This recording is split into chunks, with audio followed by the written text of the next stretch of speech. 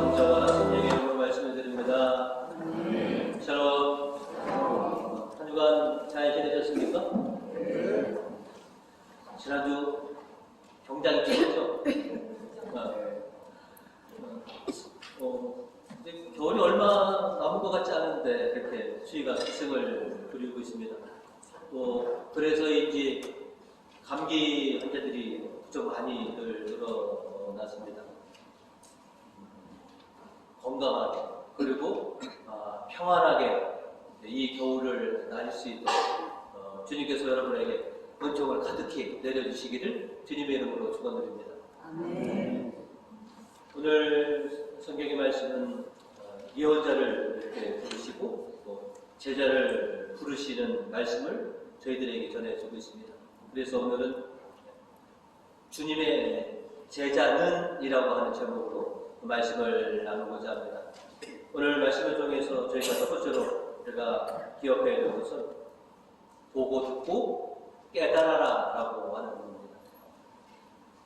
오늘 성경의 말씀은 주님을 따르는 제자들은 보고 듣고 깨달아야 한다라고 하는 것을 우리들에게 알려주고 있습니다. 일독서에서 이사야 예언자도 예언자의 사명을 받기 전에 경이로운 놀라운 광경을 이제 보게 됩니다. 일독서 1절로 우찌 왕이 죽전에 나는 야훼께서 드높은 보좌에 앉아 계시는 것을 보았다. 그의 옷자락은 성소를 덮고 있었다 라고 이렇게 전합니다. 이처럼 경이로운 하나님의 영광스러운 모습을 보았고 거기서 하나님을 찬양하는 수없는 그런 음성들을 이제 듣게 됩니다. 그리고 이제 뭔가를 깨닫게 됩니다. 주님의 종이 되기 위해서 보고 들음으로 인해서 깨달음을 얻는 것, 그것이 어떻게 보면 제자의 처음 시작의 그런 과정이기도 합니다. 보지 못하고 듣지 못한다면 주님의 종이 제자가 결코 될 수 없다라고 하는 것이죠. 1절, 일독서 8절로 그때 주님의 음성이 들려왔다. 내가 누구를 보낼 것인가? 누가 우리를 대신하여 갈 것인가? 제가 있지 않습니까? 저를 보내십시오.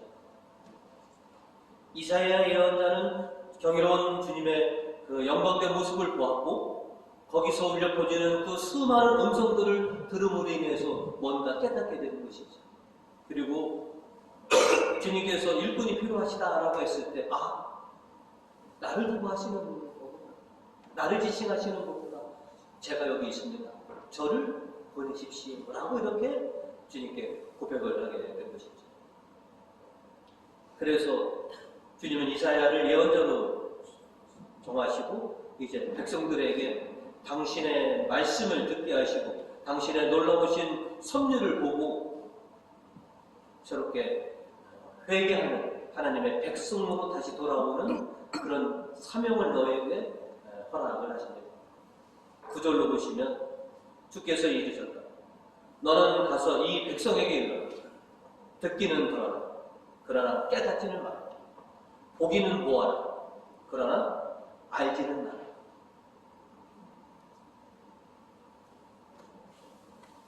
반어법으로 지금 주님이 얘기하시는 겁니다. 내가 이 못된 놈들 천벌을 내리려고 하는데 네가 가서 하는 말을 듣고서 이 이스라엘이 깨닫는다면 그리고 너가 드러나는 나의 이 영광을 보고서 그들이 회개한다면 내가 그들을 용서해 줘야 되지 않느냐. 10절로 보시면 눈으로 보고 귀로 듣고 마음으로 깨달아 돌아와서 성해지면 어찌하겠느냐. 거꾸로 얘기한다면 하나님의 놀라운 영광을 보고 하나님의 말씀을 들으면 깨닫게 될 것이고 깨달은 자는 돌아와서 회개할 것이다. 그러면 내가 그들을 성하게 깨끗하게 할 수밖에 없다라고 하시는 말씀이십니다. 하나님의 경이로운 모습을 보고 또 주님의 말씀을 듣게 되면 반드시 깨닫게 된다는 것이죠. 오늘 복음에서 보면 베드로는 호숫가에서 수많은 군중들이 예수님을 에워싸고 있는 모습을 봅니다. 저게 무슨 일일까? 저 한가운데 있는 분은 어떤 분이기에 저 수많은 군중들이 그를 에워싸고 있느냐 하는 것이죠. 복음 1절은 그 사실을 우리에게 이렇게 증거합니다. 하루는 많은 사람들이 겟네사렛 호숫가에 서 계시는 예수를 에워싸고 하나님의 말씀을 듣고 있었다. 그런데 어느 순간 그 예수님이 자신에게 다가오십니다. 그리고 네 배에 내가 올라야 되겠다. 네 배를 좀 사용해야 되겠다. 네 배를 좀 호숫가에서 좀 떨어뜨려 놔라.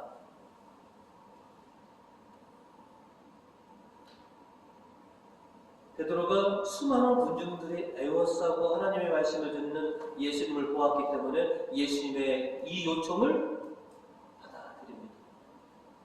그리고 자신과 동료들이 그물을 손질하면서 귀는 쫑긋 세우면서 온 군중에게 선포하시는 예수님의 말씀을 듣게 됩니다. 그리고 느끼게 되는 것이죠. 아, 이분이 보통 분이 아니시구나.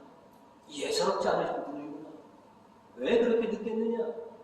예수님을 직접 보고 그분의 말씀을 들으니 아, 이분은 범상치 않으신 분이구나. 다른 성경에도 보면 예수님께서 회당에서 가르치실 때 그 어디에서도 볼 수 없는 권위 있는 말씀을 예수님께서 선포하셨다라고 성경 여러 곳에 기록되어 있습니다. 예수님을 보고 예수님의 말씀을 들으니 저절로 뭔가가 깨닫게 되는 것이죠. 그래서 베드로는 주님의 요청을 순순히 받아들이게 되는 것이죠. 그래서 어떻게 보면 좀 과한 요구일 수도 있는데 예수님의 그 말씀에 순순히 고지고대로 따르게 된 것은 베드로가 분명히 예수님을 보고 예수님의 말씀을 들었기 때문에 그런 것이죠. 그래서 예수님의 요구대로 그렇게 해드린 거다라고 하는 것이죠.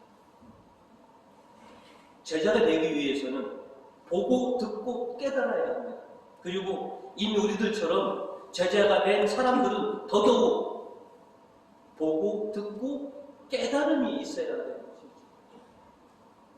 우리가 예전부터 흔히 얘기를 믿음은 무엇으로부터 시작된다? 들음으로부터 시작된다는 것이죠. 주님의 경이로운 모습들을 보고 주님의 말씀을 들음으로 인해서 우리는 깨닫게 되고 우리는 온전하게 될 수 있습니다. 그래서 제자가 되려면 보고 듣고 깨달아야 합니다. 늘 지금처럼 열심히 여러분이 보고 듣고 깨달으셔서 주님을 섬기고 계시는데 앞으로도 더더욱 보시고 들으시고 깨달음을 얻으셔서 늘 주님을 쫓아가시는 그런 우리 부모님들 되시기를 주님의 이름으로 축원드립니다. 오늘 성경은 저희가 두 번째로 즉각적인 순종을 하라라고 우리에게 요청하고 있습니다. 어부들은 그 하루의 그 어획량을 어떻게 하느냐면 자신의 노력이 달려있다라고 하지 않습니다. 저희는요, 바다가 주는 대로 받습니다. 어떤 때는 풍어를 주시기도 하고, 어떤 때는 아무리 애쓰고 아무리 노력하더라도 정말로 아무것도 얻을 수가 없어. 하지만 저희는 그걸 탓하지 않습니다. 바다가 주는 대로 저희는 받습니다. 이건 이제 어부들이 다 같은 그런 마음이라고 하는 것이죠. 베드로는 갈릴리 호수에서 어떻게 보면 잔뼈가 굵은 어부입니다. 그렇죠?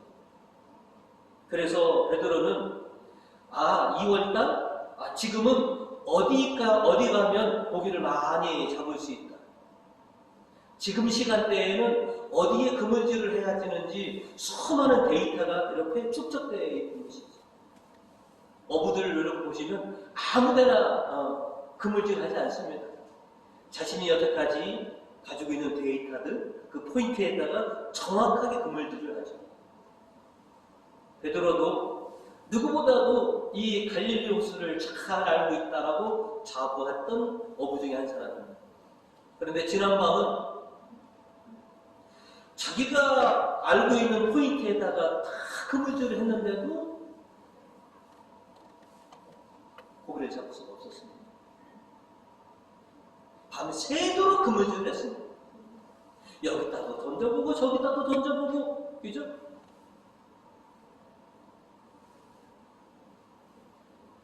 그러다가 이제 모든 것을 다 포기하고 내일 기약하면서 지금 그물을 손질하고 있는 것이죠.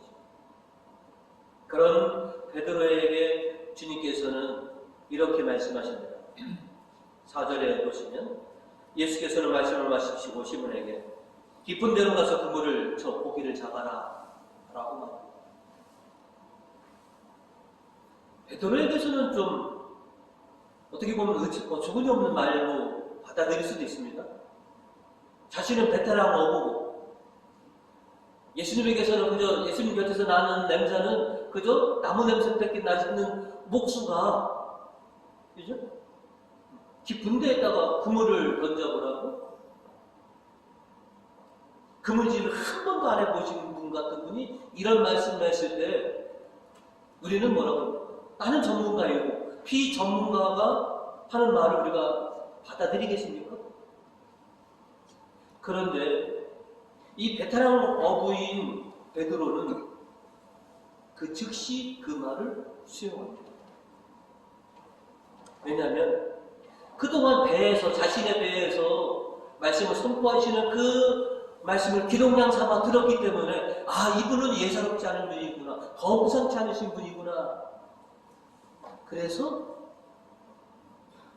주님의 말씀을 듣습니다. 5절로 보시면 시몬은 선생님, 저희가 밤새도록 애썼지만 한 마리도 못 잡았습니다. 그러나 선생님께서 말씀하시니 그물을 치겠습니다. 베테랑 어부가 목수이신 예수님의 말씀을 그대로 수용하는 겁니다. 오늘 베드로가 보여주신 모습은 우리들에게 가장 신선한 충격으로 다가오는 겁니다. 베드로처럼 예수님의 말씀에 즉각적으로 순종하는 거가 제자로서 갖춰야 될 굉장히 중요한 모습이라고 하는 것을 베드로는 우리에게 보여주는 겁니다.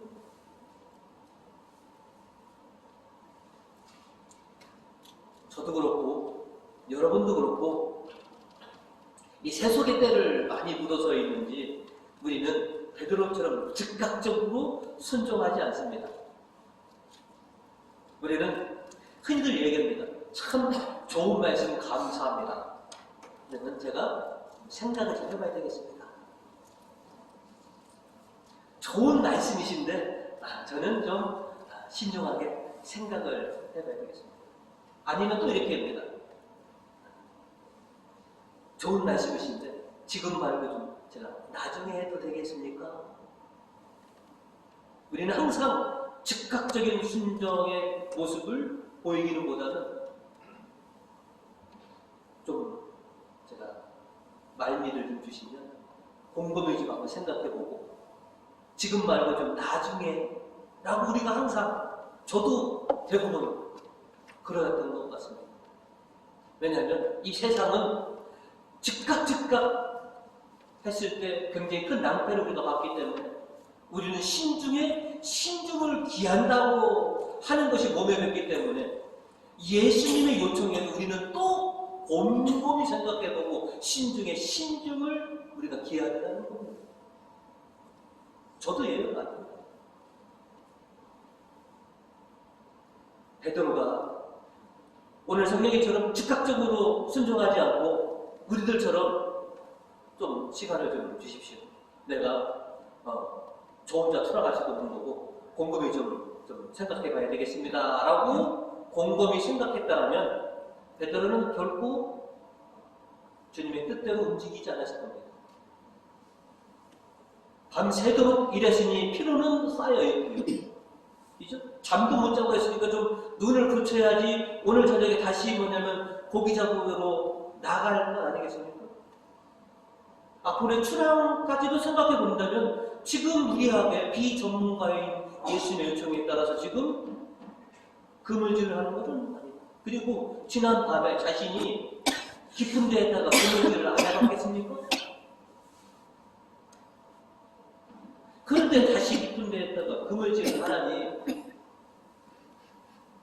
그러나 우리와는 달리 베드로가 예수님의 말씀에 즉각적으로 순종했을 때 그 결과는 놀라웠습니다. 6절로 보시면 그대로 하였더니 과연 엄청나게 많은 고기가 걸려서 그물이 찢어질 지경이 되었다라고 하는 것입니다.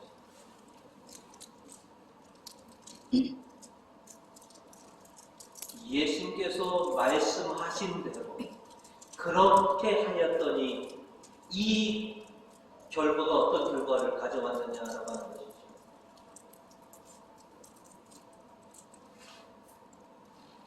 베드로 어부 인생이죠. 한 배 가득히는 잡아봤어도 그죠? 한 그물로 2배 가득 채우는 고기는 처음 잡아봅니다. 이 기적 같은 일을 경험하게 되는 것이죠. 이게 예수님의 말씀에 즉각적으로 순종한 베드로가 얻은 결과인 것이죠. 우리는 세상 일에 있어서 참 신중합니다. 자칫 묻지도 따지지도 않고 일을 선택했다가 큰 낭패들을 실은 경우가 많이 봤습니다. 세상 인간사 이렇게 보시면 그래서 우리는 묻고 또 묻습니다. 생각해보고 또 생각해봐서 우리가 결정해왔고 그렇게 선택했습니다. 그래서 자연스럽게 주님의 계획에 주님의 부르심에 우리는 또 이 버릇이 나와서 또 곰곰이 생각해보고 또 따집니다. 그러나 주님은 우리에게 이렇게 요구하십니다. 당신의 말씀에 당신의 지시에 묻지도 따지지도 마라. 즉각적으로 실행해라 라고 우리에게 요구하고 계십니다. 그 즉각적인 순종, 묻지도 따지죠. 제가 밤새도록 그물질하고 한 마리도 못 잡았으나 당신께서 말씀하시니 제가 그대로 하겠습니다 라고 하는 이 놀라운 순종이 가져온 결과는 엄청났습니다.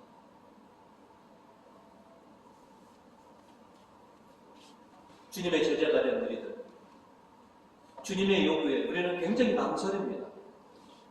재보고 따지고 하는 면들이 참으로 많이 있습니다.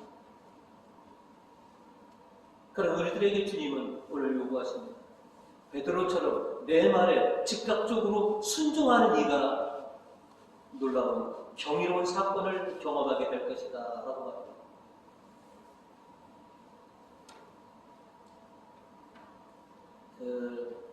이 단어가 어디서 생각나냐 했더니 광고 카피더라고요. 묻지도 따지지도 말고 하는 무슨 생명보험 이거더라고요. 주님은 우리에게 내 계획에 내 말에 묻지도 따지지도 마라. 재보려고 하지 마라. 무조건 그냥 실행해라. 그게 너희에게 그게 은혜고 복이다라고 요청하고 계십니다.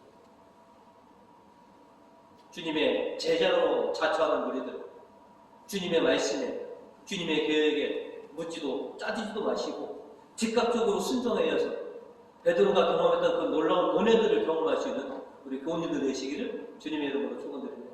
아멘. 끝으로 제자인 우리들에게 주님을 따라가라 라고 요청하고 있습니다. 베드로에게 있어서 예수님의 첫 인상은 그저 생명부지의 어떤 인물에 지나지 않았습니다.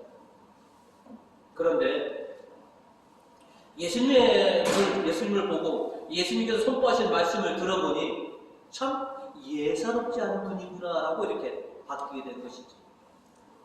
그래서 예사롭지 않은 예수님의 말씀대로 즉각적으로 가서 깊은 데에 그물질을 하니 두 배 가득 물고기를 잡은 다음에는 이분은 내 인생을 걸어도 될 분이구나 라고 하는 확신을 서게 된 것입니다.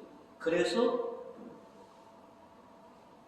예수를 따라가는 것이죠. 단순히 이제 너는 사람 낚는 어부가 될 것이다 라고 하는 희망이 아니라 이분은 내 인생을 걸어도 될 만한 분이구나, 이런 확신이 있었기 때문에 생업을 뒤로하고 가족들을 뒤로하고 그렇게 예수님을 따라갔던 것입니다. 복음 11절은 우리에게 이렇게 얘기합니다. 그들은 배를 끌어다 호숫가에 배워놓은 다음 모든 것을 버리고 예수를 따라갔다. 모든 것을 버리고 쫓아갈 만한 내 인생을 걸어도 될 분, 이런 확신이, 이런 믿음이 결국은 베드로를, 그의 동료들을 주님의 제자가 되게 했던 것이죠. 오늘 이 독서로 바로 사도는 자신이 어떻게 사도가 됐는지에 대해서 가르침을 주고 있습니다. 누구보다도 교회를 박해하고 교회를 성별하는 데 제일 앞장섰던 사울이었습니다.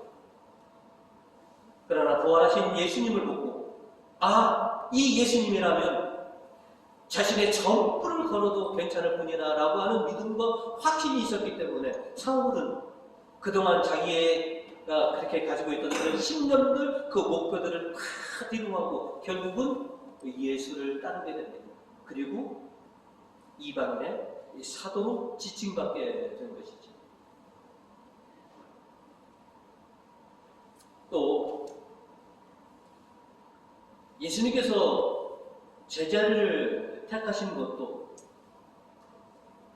이 제자들이 당신의 사역을 이어받을 거라고 하는 그런 확신이 있었기 때문에 부르신 것이죠. 잘나고 똑똑한 사람 택하지 않으셨습니다. 베드로와 그의 동료들 기껏 해봐야 오늘날로 해주면 나자렛 수산학교 정도 가봤더니 그게 전부 아니겠습니까? 그러나 주님은 확신하는 것이죠. 저렇게 부족하고 다혈질이고 가방끈이 짧더라도 그 누구보다도 제자로서의 사명을 잘 감당할 수 있을 거라라고 하는 것이죠. 그리고 제자들도 예수님을 따라다니면 자신들의 인생에 놀라운 변화가 있을 것이다 라고 하는 그런 확신이 있었기 때문에 그런 것이죠. 그렇게 베드로는 제자의 길을 걷게 된 것입니다. 이제 하나님은 또 예수님은 당신께서 택하신 사람을 통해서 하나님 나라를 확장하시게 되었습니다. 그리고 더 확장하려고 거룩한 복음의 씨앗들을 남기셨습니다. 오늘 1독서 13절은 우리에게 후반절로 이렇게 전하고 있습니다. 이렇게 찍혀도 그루터기는 남을 것인데 그 그루터기가 곧 거룩한 씨다. 12명으로 시작한 교회는 그죠? 오늘날 세계의 3분의 1이 넘는 신자들이 되었습니다. 복음의 작은 씨앗은 발아하여서 큰 나무로 성장했습니다. 나무를 잘라내고 남은 그루터기, 그 그루터기에서 싹이 트지 않으면 그거는 죽은 것이고 결국은 썩어질 것입니다. 그러나 우리가 잘 아는 것처럼 살아있는 그루터기는, 남겨진 그루터기는 새로운 새싹을 알아서 다시 큰 나무로 성장할 수 있다는 것이죠.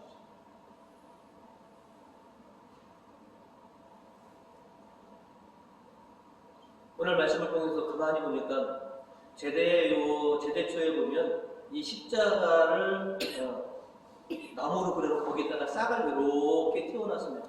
저게 거룩한 구루터기 입니다. 잘라놓은 그 구루터기에서 다시 새로운 싹이 나와서 가지가 되는 것. 어떻게 보면 그것이 바로 저와 여러분인 것이죠. 하나님이 남겨놓으신 새로운 구루터기에 새싹 드는 것이죠.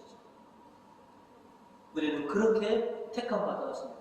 그래서 우리는 제자로서 이렇게 살아가고 있는 것이죠. 이제 주님의 제자로서 시작된 인생, 그 끝을 향해 저희는 달려가야 합니다. 하나님께서 세우신 계획, 우리 삶 속에서 성취되는 놀라운 경험들을 우리가 이뤄내야 하는 것이죠. 오늘 시편 마지막 절은 우리에게 이렇게 노래를 합니다. 주여, 모든 일은 나를 위해 하심이오니 이미 시작하신 일에서 손을 떼지 마소서라고 합니다. 시작과 끝을 주관하시는 하느님이십니다.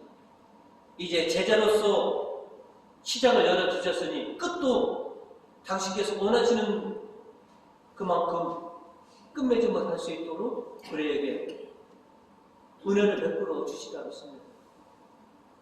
주님, 이제 주님의 제자가 되어서 지금껏 달려왔습니다.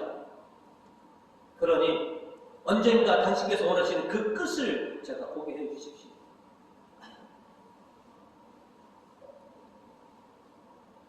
이 세상의 시련과 유혹이 있더라도 도중에 멈추지 않게 해주시고 쓰러지지 않게 해주셔서 결국 주님께서 원하시는 그 결승점을 갈 수 있게 해주십시오. 우리가 어려서 들었던 토끼와 거북이의 경주를 잘 알고 있습니다. 누가 보더라도 게임이 되지 않는 그 경주를 시작했는데 토끼가 싱 가서 결국은 어떻게 됩니까? 중간에 잠을 자죠.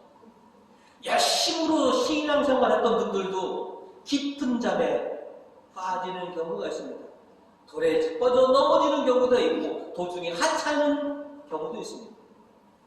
그러나 거북이는 느리더라도 쉬지 않고 열심으로 달려서 결국은 끝을 봤습니다. 우리도 그러해야 된다고 생각이 듭니다. 얼마만큼 빨리 가느냐, 얼마만큼 많이 했느냐 중요하지 않습니다. 주님의 뜻대로 주님과 함께 끝까지 갈 수 있느냐라고 하는 것이죠. 내가 너로 시작을 했으니 너를 통해서 내가 끝을 좀 봐야 되겠다라고 하는 그 끝을 주님과 더불어 보는 영광을 우리가 누려야 할 거라는 것이죠. 지금껏 수십 년 여러분 신앙의 길을 지금 달려오고 계십니다. 쓰러졌던 순간도 있었고 잠잤던 순간도 있었고 엎어졌던 순간도 있었습니다. 그러나 여러분 다시 일어나서 지금 달리고 계십니다.